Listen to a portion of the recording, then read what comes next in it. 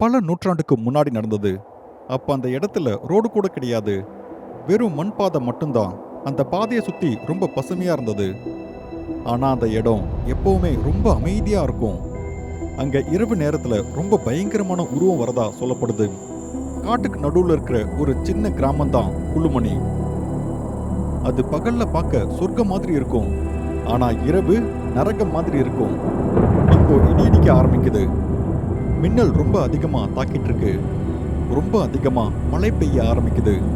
அந்த கிராமத்துல இருந்த எல்லாரும் விசித்திரமா இருக்கிறாங்க. அந்த கிராமத்துல இருக்கிற ஒவ்வொரு வீட்லயும் மரண செய்தி கேட்குறாங்க. அதால் அவங்க ரொம்ப உடைஞ்சு போயிடுறாங்க. இதெல்லாம் ஏன் நடக்குதுன்னு அவங்க யாராலையும் புரிஞ்சுக்கவே முடியல. கிராம மக்கள் எல்லாரும் ஒன்னா சேர்ந்து வந்து ஊர் தலைவர்கிட்ட ரொம்ப வருத்தத்தோட சொல்றாங்க. ஆனா அவராலையும் எதுவுமே பண்ண முடியல. அப்போ அந்த கிராமத்தை சேர்ந்த ஒரு ஆளு ரொம்ப கோவத்தோட சொல்றாரு, நீங்க தான் எங்களுக்கு தண்ணியும் சாப்பாடு கொடுக்குறீங்க. நீங்க வெறும் ஜமீன்தார் மட்டும் இல்ல, நீங்க ஒரு கடவுள். கடவுளாலேயே முடியலனா நாங்களா என்ன பண்றது? நீங்க ஜமீன்தாரா இருக்காதீங்க, அது உங்களையும் கூட அழிச்சிடும். அந்த கிராமத்தால் அப்படி சொன்னதை கேட்டு ஜமீன்தாரோட காவலர் அவரை வீட்டை விட்டு வெளியிழுத்து போயிடுறாரு. ஆனா அவரோட வார்த்தைகள் அந்த ஜமீன்தாரோட மனசுல திரும்ப திரும்ப கேட்டுக்கிட்டே இருக்கு. இதை பத்தி யோசிக்க ஆரம்பிக்கிறாரு. ஆனா ஒரு ராத்திரி இவருக்கும் அதே தான் நடந்தது. அப்போ அந்த முழு கிராமமும் தூங்கிட்டு இருக்கு. அப்போ அந்த ஜமீன்தாருக்கு மெது மெதுவா ரொம்ப விசித்திரமான கொப்பளங்கள் வர ஆரம்பிக்குது. அவர் வலியால கத்த ஆரம்பிக்கிறாரு. மெது மெதுவா அவர் ரொம்ப பலவீனம் அடைய தொடங்குறாரு. இதால ரொம்ப விரக்தியான ஜமீன்தார் தனக்கு சொந்தமா வீட்டில் கட்டப்பட்ட அம்மன் கோயிலுக்கு அவர் போறாரு. அப்புறம் தேவி கிட்ட வேண்டிக்கிறாரு. தேவி முன்னாடி மண்டிட்டு கேட்டுக்கிறாரு. ஆனா அப்ப கூட அவரோட வலி கொஞ்சம் கூட குறையல. வேண்டிட்டே இருக்கும்போது அவர் அப்படியே மயங்கி கீழே விழுந்துடுறாரு. அவர் அந்த தேவி சிலை முன்னாடி நின்று எவ்வளோ வணங்கினாலும் கூட தேவி அவருக்கு செவி கொடுக்கல. ஏன்னா அந்த கிராமத்தோட ஜமீன்தார் துருவன் அந்த காட்டுல இருக்கிற ஒரு பழங்குடி சிறுவனை ரொம்ப கொடூரமான முறையில கொண்டு இருக்கான். ஒரு சின்ன பையன் துருவன் குளிக்கிற அந்த குளத்துல குளிச்சதால அந்த பையனை ரொம்ப கொடூரமா கொண்டு இருக்காரு. துருவன் இந்த மாதிரி ஒரு கொடூரமான செயலை செஞ்சதால அன்னையிலிருந்து அந்த கிராமத்துக்கு சாபம் பிடிச்சிருச்சு. இந்த ஜமீன்தார் ஒரு குற்றவாளி அப்படிங்கறதால கடவுள் தேவி இவருக்கு எந்த ஒரு உதவியும் பண்ணல. அதனால துருவன் தேவியோட சிலையை எடுத்துட்டு அங்க சைத்தானோட சிலையை வச்சு வணங்குறாரு. அந்த முழு கிராமமும் இந்த ஜமீன்தார ஒரு அரக்கனா நினைக்க ஆரம்பிக்கிறாங்க. இந்த சைத்தானை வழிபடுறதால அந்த சைத்தான் ஜமீன்தார் துருவனுக்கு உதவி பண்ண ஆரம்பிக்குது. அப்போ அந்த சைத்தான் துருவோட மொத்த குடும்பமும் நடுங்கிற மாதிரி ஒரு கோரிக்கை வைக்குது. இந்த கிராமத்தை அழிவுல இருந்து ஒரு முடிவுக்கு கொண்டு வரதுக்கு பதிலா அந்த கிராமத்துல இருக்கிற ஒவ்வொரு குடும்பத்தோட முதல் வாரிசையும் அது பலி கொடுக்க சொல்லி கேக்குது. இப்ப அந்த சைத்தான் துருவோட மகனை கேக்குது. ஒரு கிரகண நாள் அன்னைக்கு தான் அம்மா மடியில படுத்துட்டு இருக்கிற தன்னோட குழந்தையை எடுத்துக்கிட்டு துரு காட்டுக்கு போறாரு. அந்த சைத்தானுக்காக பலி கொடுக்குற அந்த இடத்துக்கு துருவன் அவரோட மகனை எடுத்துட்டு போறாரு. அந்த குழந்தையோட அம்மா கருத்தாங்க, கதர்னாங்க. ஆனா துருவன் அதை எதையுமே கேட்கல. துருவன் அவரோட மகனை எடுத்துட்டு போய் பலிபீடத்துல வச்சு அந்த குழந்தைய பலி கொடுத்துட்டாரு. துருவன் உண்மையிலேயே அவரோட குழந்தைய கொன்னுட்டாரா? கதை கேட்டுட்டு இருந்த அந்த பையன் அவங்க பாட்டி கிட்ட கேட்டான். தெரியாது மகனே, நாங்க கூட இத விஷயத்த ஒரு கதையா தான் கேள்விப்பட்டிருக்கோம். எங்களுக்கோ இது உண்மையா பொய்யான்னு கூட தெரியாது. சரி, நீ இப்ப போ, வெளிய போய் ஆடு. ஏ ரமன், உன்னோட அப்பா அம்மா இல்லனா கூட பரவாயில்லடா. உன் தங்கச்சியோட கல்யாணம் நல்லா நடக்குமா இல்லையான்னு கவலைப்படாத, சரியா? எல்லாம் நல்லபடியா நடக்கும். ரமன் அவரோட குடும்ப உறுப்பினர் மேல நிறைய நம்பிக்கை வச்சிருந்தாரு. ஆனா அவரோட தங்கச்சி குமாரி கொஞ்ச நாளா அவங்க பண்றது எதுவுமே சரியில்லை. அவங்க குடும்பத்துல இருந்து கொஞ்சம் விலகியே இருந்தாங்க. இதை நினைச்சு ரமன் வருத்தப்பட்டாரு. தான் தங்கச்சி கல்யாணம் பண்ணிக்க போறாங்கிற செய்தி அவருக்கு தெரிய வருது. தான் தங்கச்சி குமாரியோட கல்யாண நாள்ல தான் தான் தங்கச்சியை கல்யாணம் பண்ணிக்க போற பையன் யாருன்னு ரமனுக்கு தெரிய வருது.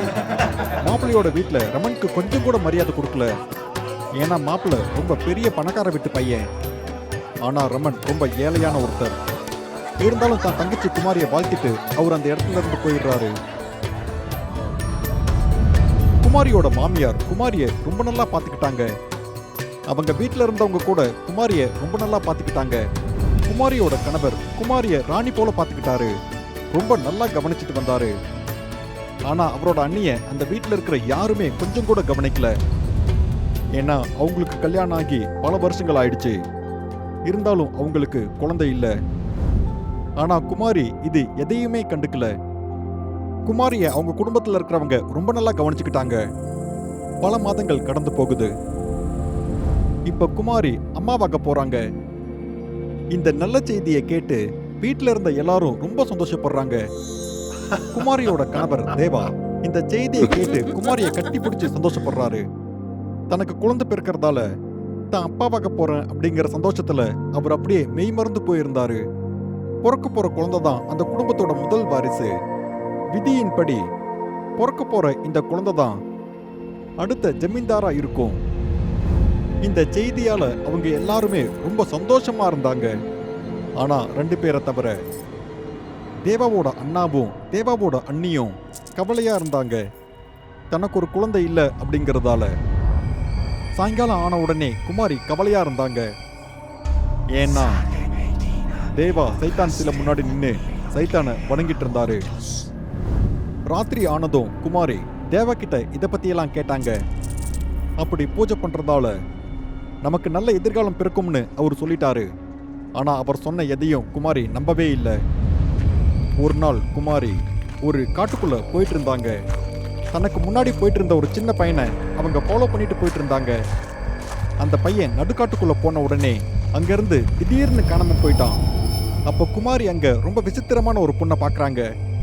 அவங்க முடி கொஞ்சம் வெள்ளையா இருந்தது. கண் இமைக்கு போட்டிருந்தாங்க. நீண்ட நகம், ரொம்ப அழுக்கான பற்களோட இருந்தாங்க.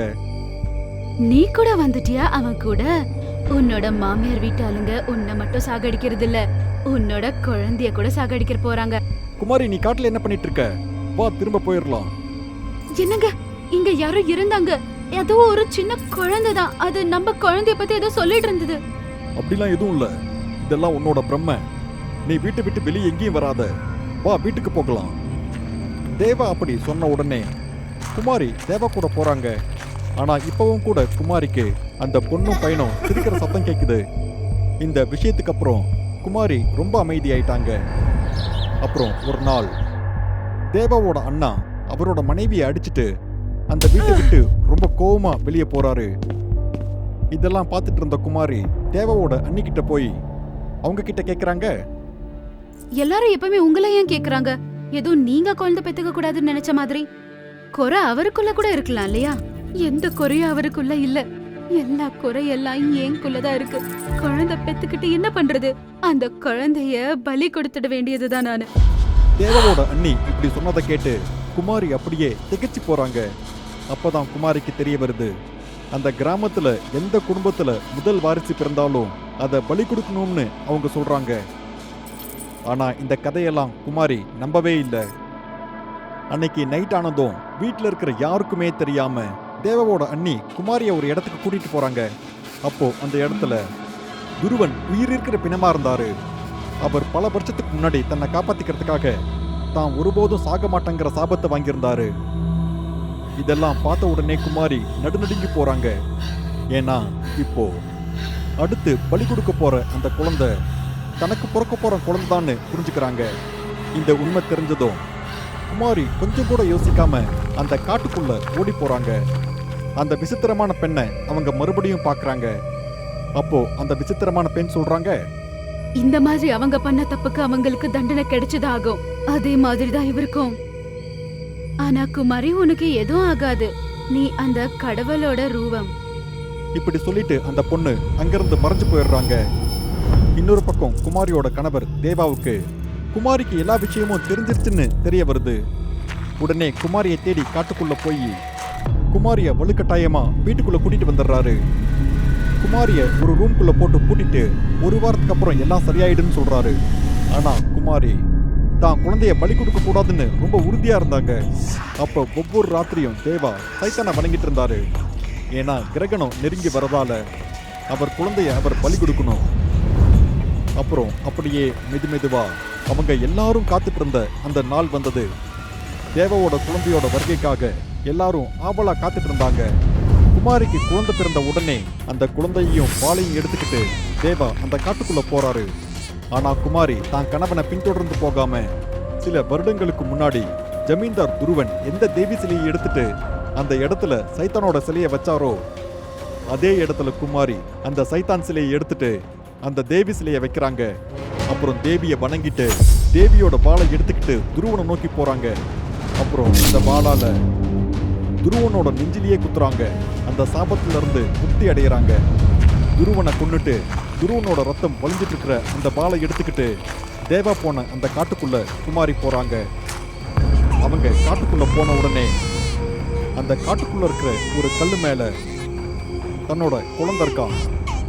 அப்போ பயங்கரமான ஒரு சைத்தான் தான் குழந்தையை நோக்கி வரத குமாரி பார்க்கறாங்க. அப்ப அந்த சைத்தான் குமாரியோட குழந்தைய சாப்பிட போகுது. அப்போ குமாரி தான் கையில வச்சிருந்த வாளை எடுத்து அந்த சைத்தானோட நாக்க வெட்டுறாங்க. அப்போ மறுபடியும் அந்த சைத்தான் பாதாள உலகத்துக்கே போயிடுது. திரும்பவும் வரவே முடியாத பாதாள உலகத்துக்கு போயிடுது. தேவா கூட அந்த சைத்தானுக்கு கொஞ்சம் கூட குறைஞ்சவன் இல்லை. இப்ப அவன் தன்னோட குழந்தைய கொல்றதுக்கு அந்த வாளை எடுத்துக்கிட்டு ரொம்ப வேகமா வந்துட்டு இருக்கான். தன்னோட குழந்தைய கொல்லலான்னு போறதுக்கு முன்னாடி குமாரி தேவாவை தடுத்து தேவா கூட சண்டை போடுறாங்க. அப்ப குமாரிக்கு அடிபட்டுடுது. அப்ப குமாரி ரத்தம் சிந்திக்கிட்டே கேக்குறாங்க, எதுக்காக நீங்க இதெல்லாம் பண்ணிக்கிட்டு இருக்கீங்க? இது உங்களோட ரத்தம் தான், நினைவுக்கு வாங்க. குமாரி இப்படி சொல்லியும் தேவா கொஞ்சம் கூட கேட்கல. அப்போ குமாரிக்கு தேவியோட அருள் கிடைக்குது. குமாரியோட உடம்புக்குள்ள கடவுள் தேவி புகுந்துட்டாங்க. இதெல்லாம் பார்த்த உடனே தேவா கையில இருந்த வாளை அப்படியே கீழே போட்டுறாரு. அப்போ குமாரி தான் கையில வச்சிருந்த வாளால தேவாவோட நெஞ்சிலேயே குத்துறாங்க. அப்புறம் தன்னோட குழந்தைய பத்திரமா வீட்டுக்கு எடுத்துட்டு வராங்க. அப்புறம் அடுத்த நாள்ல இருந்து குமாரிய ஜமீன்தாரா அந்த ஊர் மக்கள் ஏத்துக்கிட்டாங்க. அந்த குழந்தை வளர்ற வரைக்கும். இப்போ கிராம மக்கள் முன்னாடி வழிபட்ட மாதிரி சைத்தான வழிபடல. அதுக்கு முன்னாடி வழிபட்ட கடவுள் தேவியை தான் இப்ப அவங்க வணங்குறாங்க. பயங்கரமா இருக்கிற இந்த மாதிரியான கதைகளை பார்க்கறதுக்காக டூடு டிவி ஹாரர் தமிழுக்கு உடனே சப்ஸ்கிரைப் பண்ணுங்க. அப்புறம் உங்களோட கதையும் இந்த உலகத்துல இருக்கிறவங்க பார்க்கணும்னு நீங்க ஆசைப்பட்டீங்கன்னா உடனே டூடு டிவி மெயில் அட்ரஸ்க்கு உங்களோட கதையை அனுப்புங்க. அடுத்த பயங்கரமான கதை உங்களோட தான் இருக்கிறதுக்கும் வாய்ப்பு இருக்கு.